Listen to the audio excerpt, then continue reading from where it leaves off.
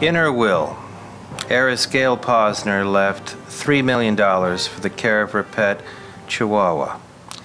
Chihuahua name Conchita, and 2 other animals. Well, now the heiress' son is claiming that the pet's trust is an attempt to deprive him of his inheritance. The lawsuits over what's thought to be a $100 million estate are in the headlines because of Conchita, this Chihuahua belonging to late heiress Gail Posner, one of the world's most pampered pooches. Much of that estate was left to employees and charities, but Posner's son, Brett Carr, is suing over what he claims is a conspiracy to deprive him of his inheritance. One bone of contention, $3 million left in a trust to take care of 3 animals.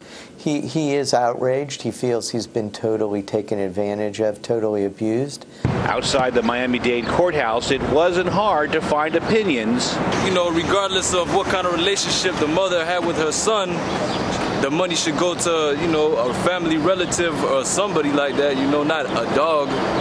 You know, what is a dog going to do with the money? Because now you're going to have attorneys duking it out over who gets the money, the dog or the son. And it is going to be one of those emotional things where logic would dictate that the son would get the inheritance and maybe a small sum of money towards the care of the animal, but not the entire estate left in the name of an animal. And I feel bad for the attorney that has to argue on behalf of the dog.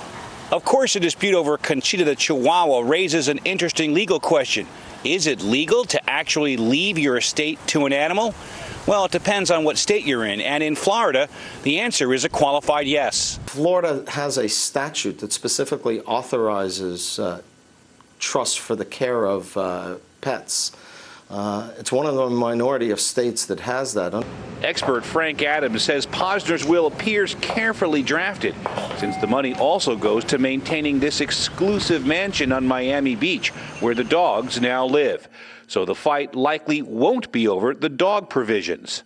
The pet trust is really, I don't think, his ultimate goal. I'm sure he has much bigger goals than that. The son is suing the bank and others who manage the trust. The bank declined comment, but the son claims Posner was manipulated by her employees while battling the cancer that took her life. She was easily, inappropriately induced. The people that were there to take care of her, instead of taking care of her, took advantage of her. The battle in probate court could likely turn on medical records, but Adams predicts a settlement, saying the Florida law allowing trusts for pets hasn't been tested in court. Tony Winton, The Associated Press, Miami. The Supreme Court held Monday that the Constitution's Second Amendment restrains government's ability to significantly limit the right to keep and bear arms, advancing a recent trend by the John Roberts-led bench to embrace gun rights.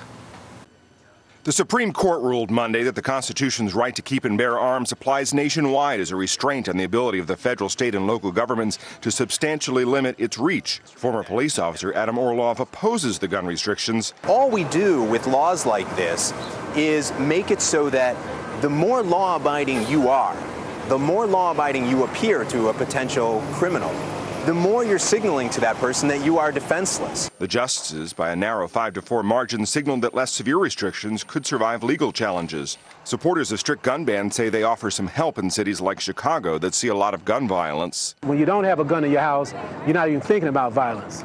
So as soon as you get the gun, all of a sudden now you're going to feel that you're ready and you're prepared to defend yourself. And now you're going to have some law-abiding citizens who pick up this mindset, hey, I'm a tough guy now. 2 years ago, the court declared that the Second Amendment protects an individual's right to possess guns, at least for purposes of self-defense in the home.